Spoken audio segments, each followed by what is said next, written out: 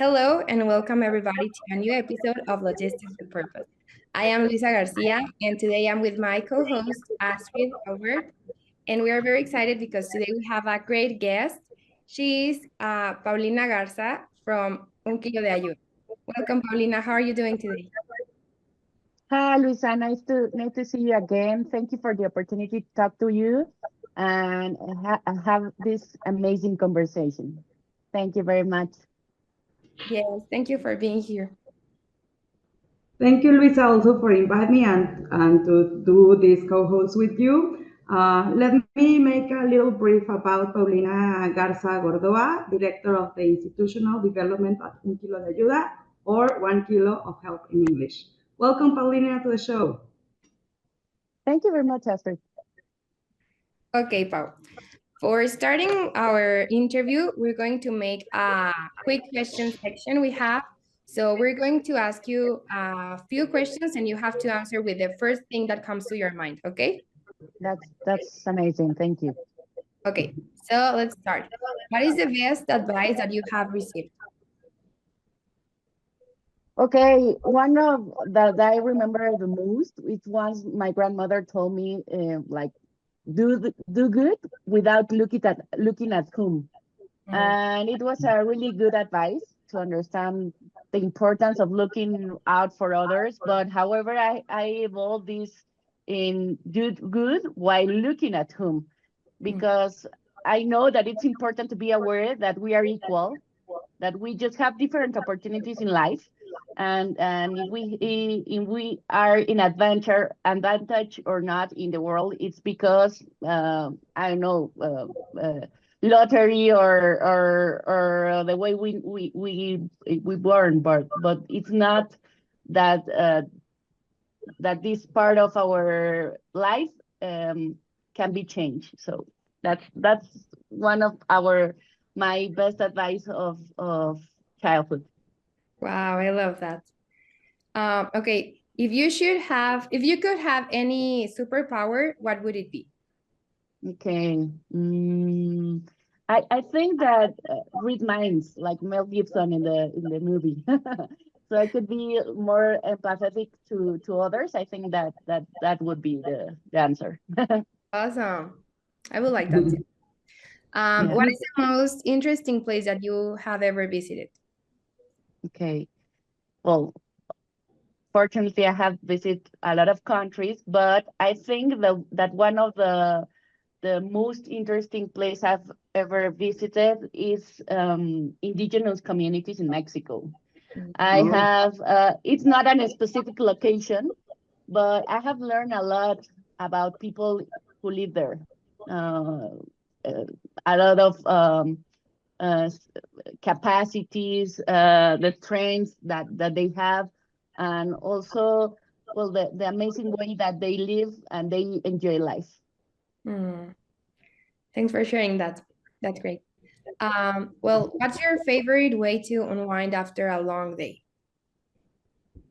Okay, I think that I have to tell that being with my dog. I have a 3-year-old Yorkshire Terrier.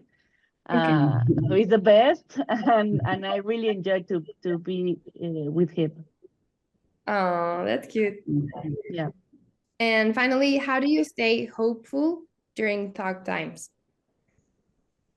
Okay, that's interesting. I think that something that my grandfather used to say as well, that it's everything that has a solution except death, and death is the solution to everything.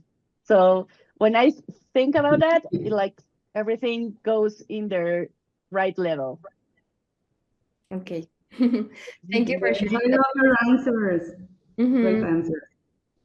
Thank you very much. Well, that was really yeah, interesting to answer. Not everyone asked me that kind of questions. So thank you. It's good to know a little bit more about you, but now we want to hear about your background, Paulina. Can you please tell us a little bit more about your grew up or your childhood? Perfect.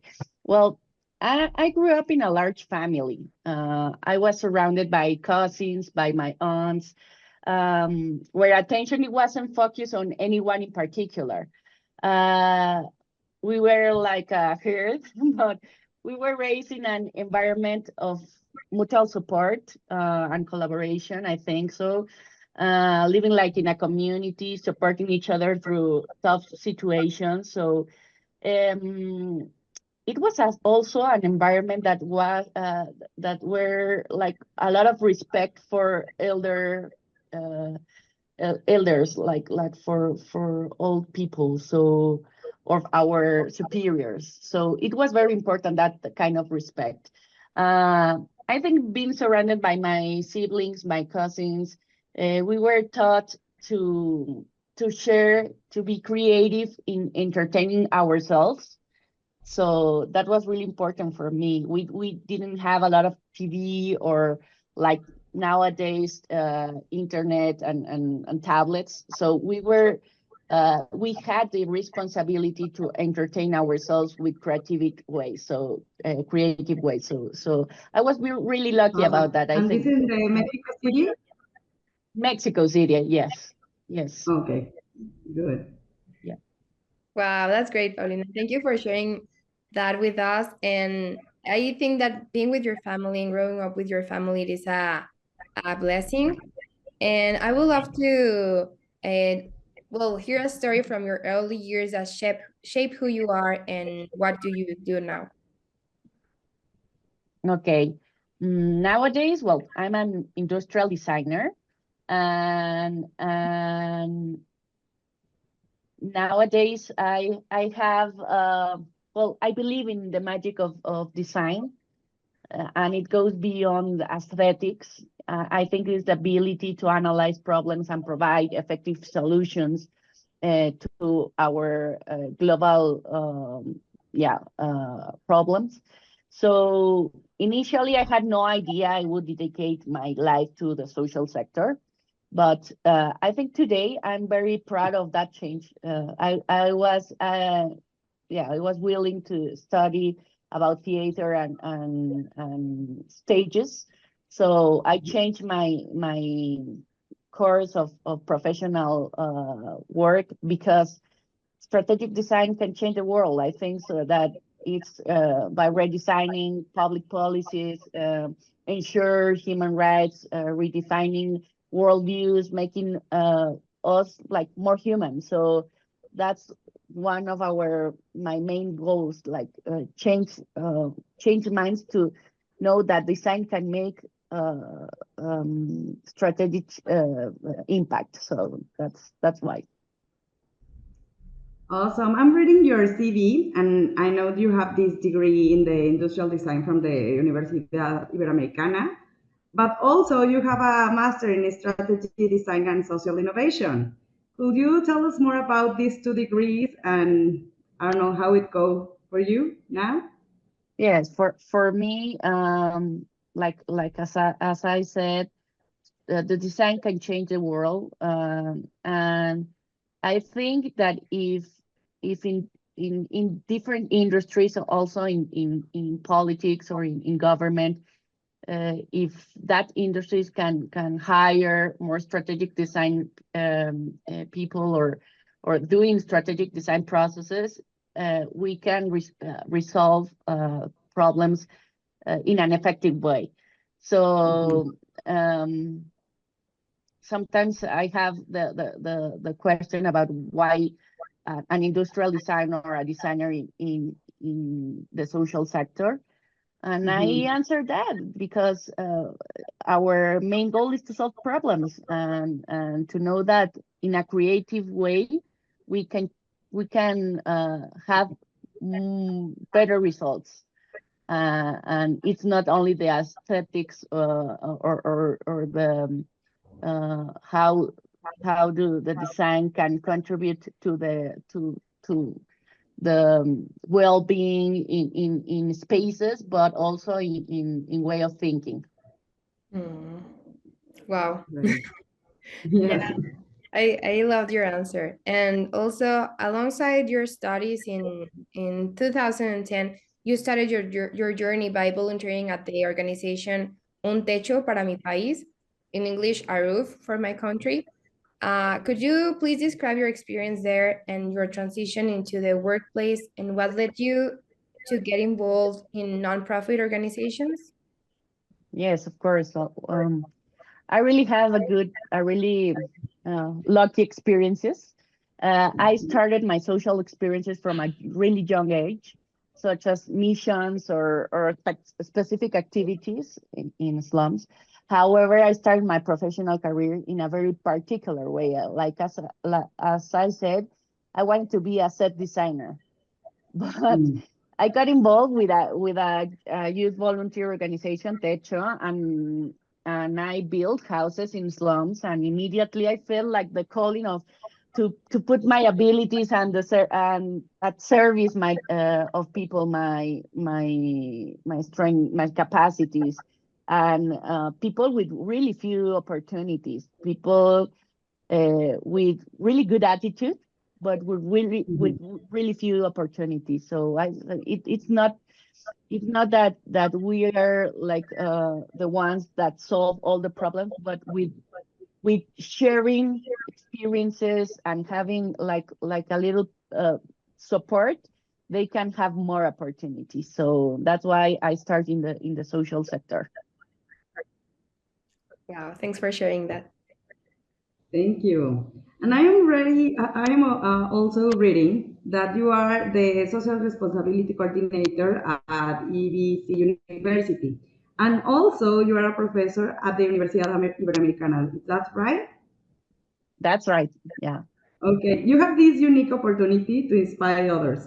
So can you please share how you transmit your passion for this social responsibility to the students or your I don't know how to use your partners? Of course. Well, teaching has been a spectacular journey for me, and it's because I want my students to have that eye-opening experience.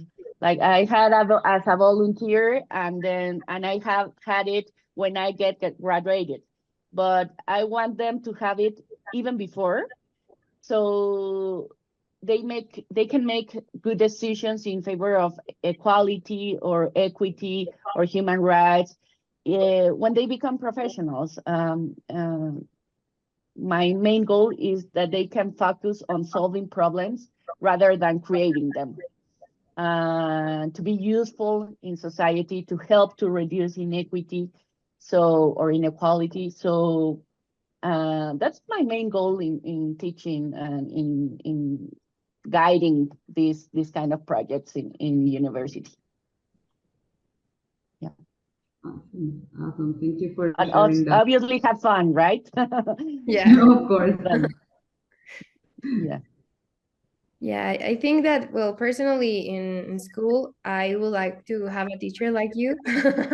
But it is great that your students has that opportunity because as we have discussed previously of this call, it is important to being guided by a purpose, and I feel that that's where we share ideas, right? Like everything you do, but with a purpose.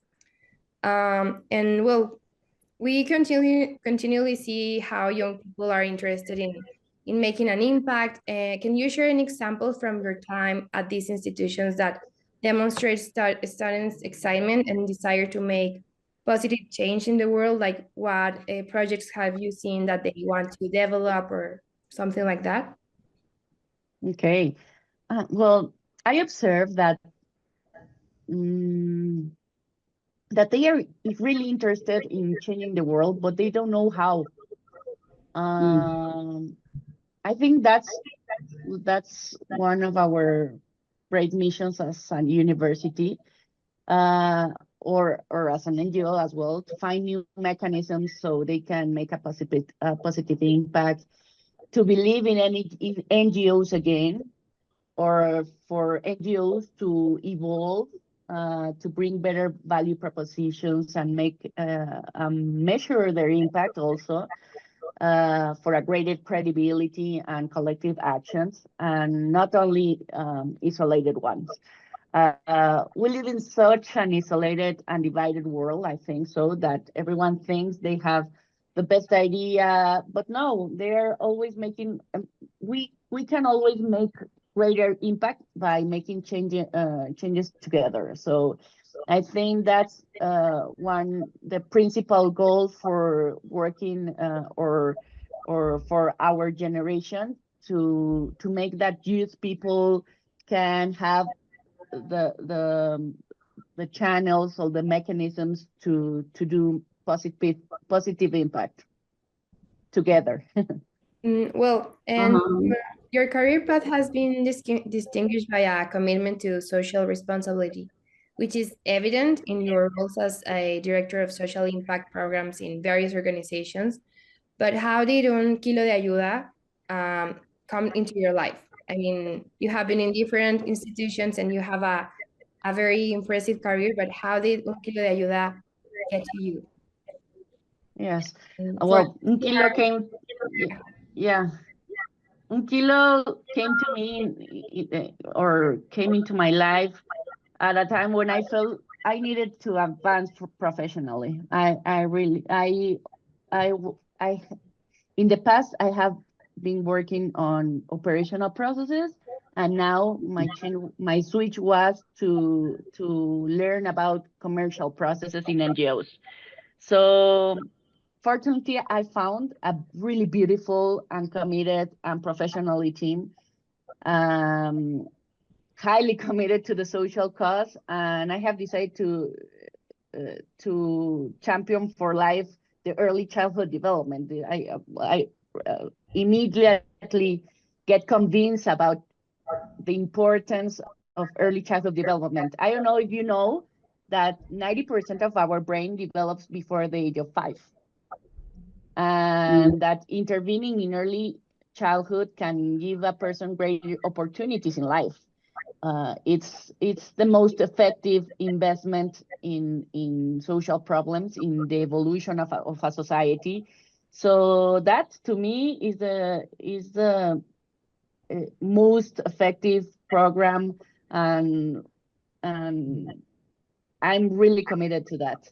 Un Kilo de Ayuda seeks to maximize physical, neurological, and emotional capacities to ensure that more than 23,000 children from 5 different states in Mexico living in rural communities reach completely early childhood development. And of course, our main goal is to fulfill their full potential. So it's a really beautiful mission. It's one of the most important causes that I've been working for. So for me, it's not only a work. For me, it's my passion, it's my mission, and it's my way of living. Yeah. Wow, so inspiring. I love to hear that from you. And thanks for sharing more about what Un Kilo de Ayuda is. And well, Astrid. Yes, well, talking about the learned lessons, I wonder what insight have your educational experience and career background given you for your work at Un Kilo de Ayuda, and how have they helped shape your work now? Yeah. Yeah, of course. Thank you, Astrid. As I said before, sometimes people ask me what a designer do in leading commercial areas. However, I believe that the ability to understand real needs, to negotiate, to articulate efforts, to think Mhm. creatively, to be in a constant evolution for innovation, also to be resilient. That everything has given to me an a strategic thinking way of strategic thinking, and I think that these abilities I have been learning from my parents, first of all, and what I have been experienced professionally. I want to share that my father is a doctor, is a surgeon, and my mother is a psychologist, but she worked in the educational system. So I have been learning about them, about social support, about giving our capacities to the others. So that shaped my scope of work, my perspective about how I have to develop in life. So I think that's really important to learn about our parents, to learn about our experiences, and to still learning in a continuous learning in our professional life. Yes, I'm totally on board and agree with you. Thank you. Same. And also, I love how you merge your purpose with what you have learned from your family and with this strategic thinking, which I think it is really, really important for acting in crisis, in hard situations, right? So having this Of course. creativity and how, like, thinking how to solve a problem and how to help others is really important on what you're doing at the end, right? So also, Un Kilo de Ayuda places early childhood development at its core, right? So impacting both children and their families. I think on what happened last year for the Hurricane Otis struck in Guerrero, Mexico, which was a really hard situation for many families there. Could you share more about how Un Kilo de Ayuda got involved and early childhood development plays a role in situations like this? Of course, Luisa. Thank you for the question. Well, Un Kilo de Ayuda was born as an organization that responded to the emergency after the earthquakes in 1985 in Mexico. It was a really big earthquake in Mexico City. And we assisted families who had nothing to eat in that moment. So 37 years have passed, and we have evolved to become an organization of development and promotion of local capacities. So, however, we when we see the context in our like in our region, we felt that energy again, that we had to help. We need to help in that kind of circumstances. So that's how we, when we heard about the damages caused by Hurricane Otis, it was one day after. The first thing we did was to go directly and to see all the needs directly in communities. So fortunately, we had a really the closer team in Oaxaca, in Pinotepa. So they moved through the communities to know about the damages and the needs. And we realized that people living in the municipalities of San Marcos and Florencio Villarreal, that they were really close to Acapulco, but they're not the city of Acapulco or the municipality of Acapulco. They are like the ones a little bit like in the south. So we realized that they were previously affected. They lived in poverty before the hurricane, and with the hurricane, they were left with nothing. That was really tough for us to see. So we couldn't go away. So we were the first to stay, the first to look for help, and locally we coordinate with government and with the society for for uh, for them to get access to basic needs like water and food. And we were really lucky because many people trusted in our strategy and give us this opportunity to be the channel to canalize their help. You were among the first. Vector was among the first, and we really appreciate that. We are really deeply grateful for with you, and you gave us the strength to reach an integral strategy that also accompanies children even in the post-trauma emotional management. So that's really great because it's not only the food, it's not only the water that obviously it's really important, but also the mental health and process all the trauma before after the hurricane. So and we continue working there. We have a plan, a operational plan until December, and we are thinking about how to continue with them. I thank you for sharing that with us. And yeah, I can't imagine how hard it has to be there, but also I admire how empathetic you are with the cause that you are doing. So thanks for everything that you do. And I want to ask you, of course, all the situation is hard and thought. What has been the thoughtest part of providing emergency relief? Yeah, and well, there are a lot of tough parts, but I think knowing that you probably won't be able to provide a long-term care, it's tough. Like I said, communities in Guerrero, they were in poverty before the hurricane, so that's really tough. Also, the transition from an emergency intervention to a co-participation intervention,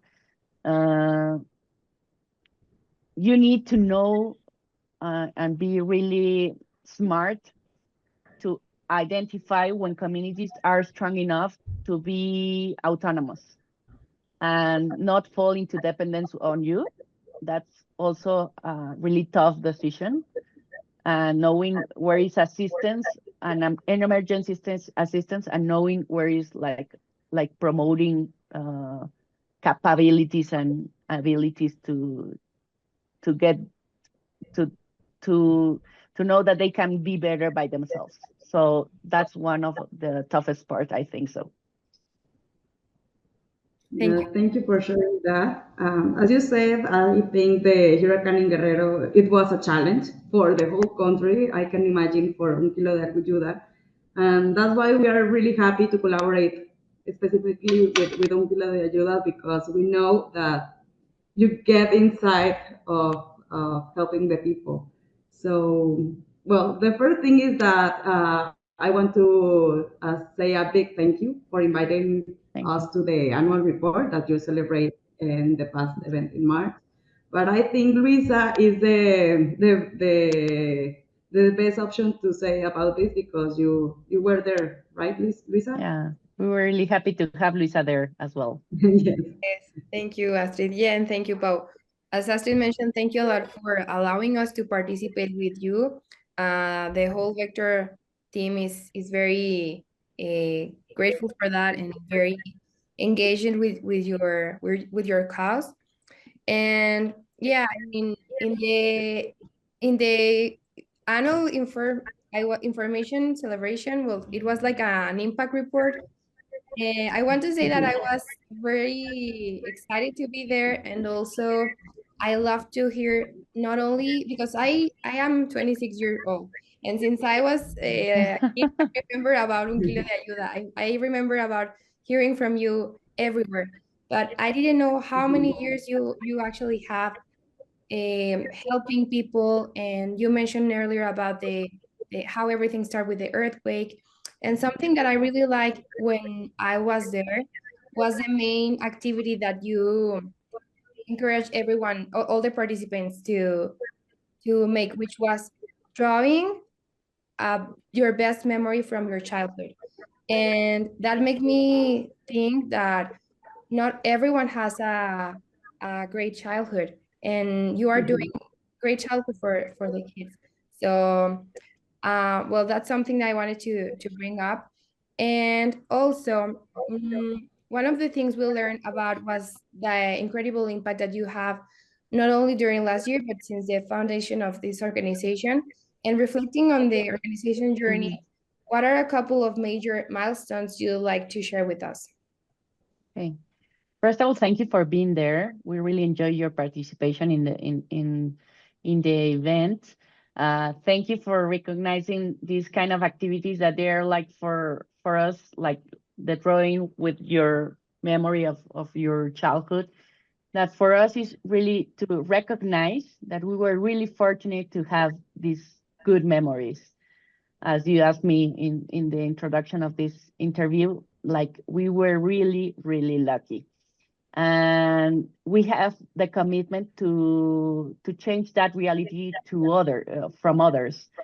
So we know that we can have the best speech for you about the importance of early childhood, but also we have to prove that change is happening in communities. So I think one of our major milestone is that we have been able to verify that 70% of our population that enters to our program leaves our program in optimal conditions. That's like we can prove that, so it's really important.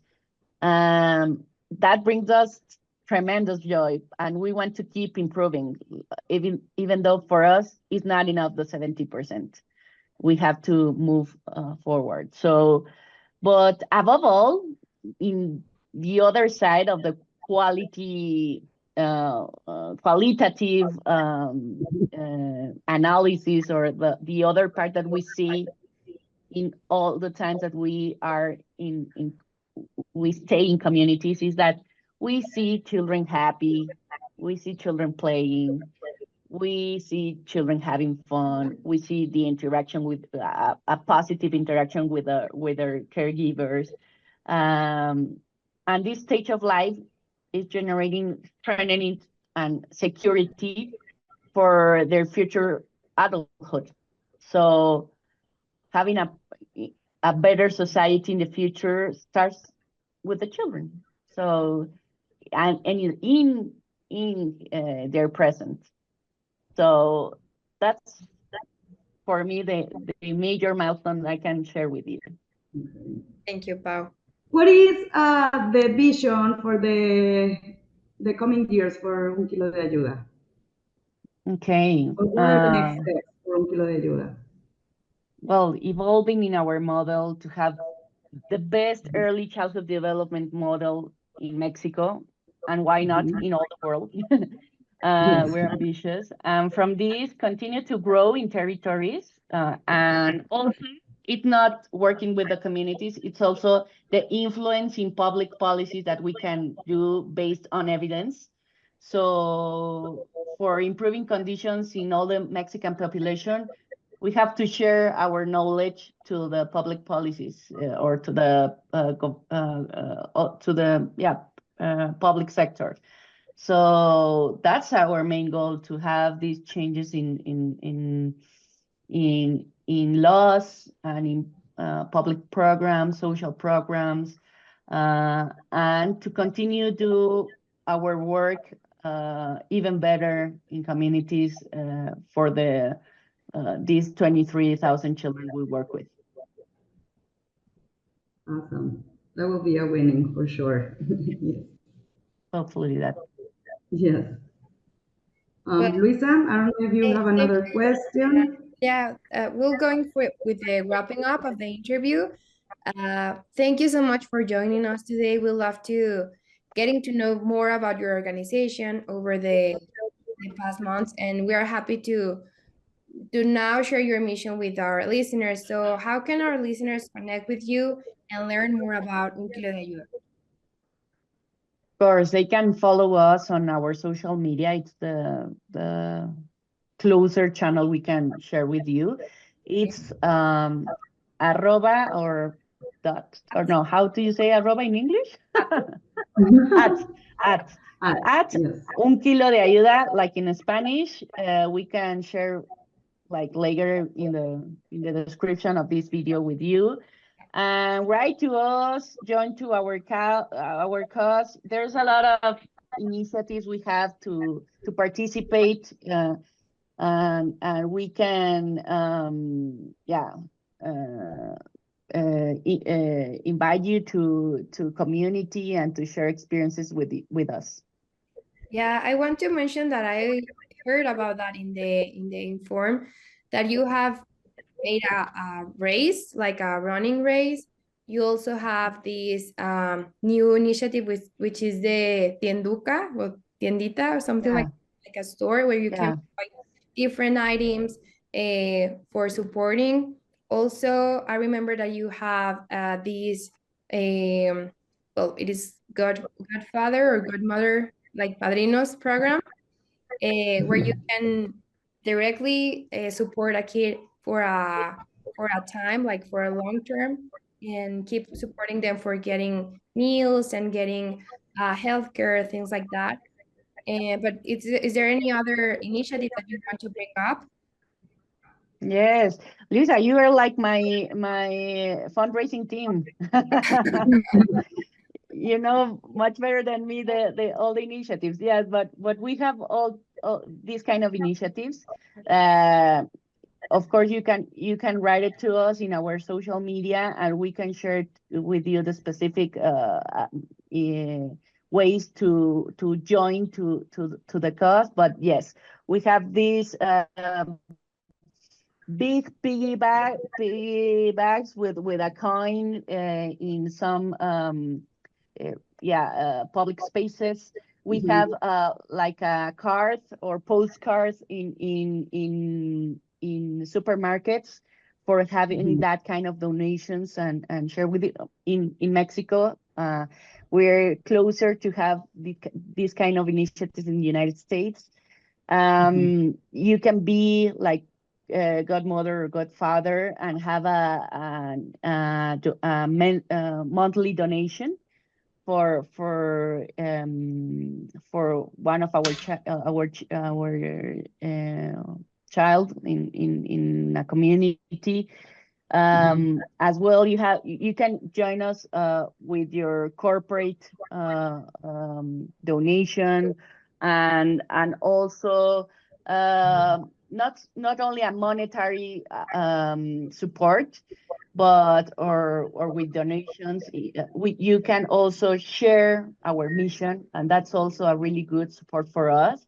Spread the word that early childhood development is the best way to invest in a more prosperous society. Share our stories in social media. Invite more people to join our cause. That will be really helpful for us. Of Definitely. course. Well, you can count with vector support, and also we can add the Thank you link very much. in the description. But yes, you can count with total vector support. Like, I don't know, Thank I you think very the time is much. You're We'll make an sure to bring. amazing company, an amazing and social focused company. So we are really proud to have you as one of our best allies. Thank you very much. Thank you, Paulina. And yeah, we'll make sure to add all the links in the description of the episode. And also, I just before we finish the interview, I want to add another question which just came to my mind. I remember that Perfect.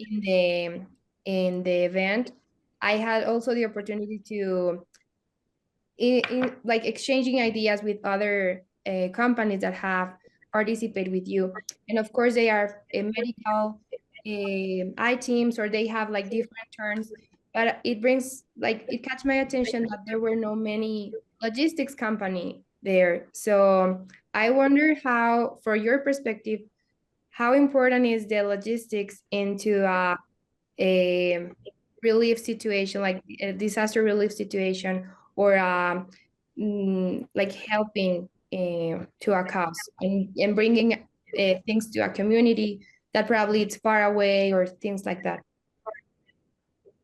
Okay, that's a really good question because, well, I think that having you in this kind of situation is really important, not only about the donation, that is really important, but as well as the knowledge. Uh, um, in this kind of emergency, every minute counts. Yeah, if you deliver earlier, if you do it efficiently, if you organize correctly all the items, the support, if you arrive in the right place at the right timing, you can change the life of some of experience, the post-traumatic experience to a community or a person or a children. So or you have the opportunity to change the lives with your doing your work well. So I know that first of all, it's obviously the money for buying the supplies, the food, and everything, but also it's one of our learnings about this year to do it like with efficient processes, to do it correctly, to do it uh, i- right away. It's really important as well. So you are the best on that, right? Yeah, you do it for your company, for your clients. Why not do it for an NGO? So hopefully we can have more ideas about getting together and learning about that, about you, about your experience, your knowledge, your talent, and having also these kind of opportunities as a volunteering experience, right? So obviously we have a lot to learn about you.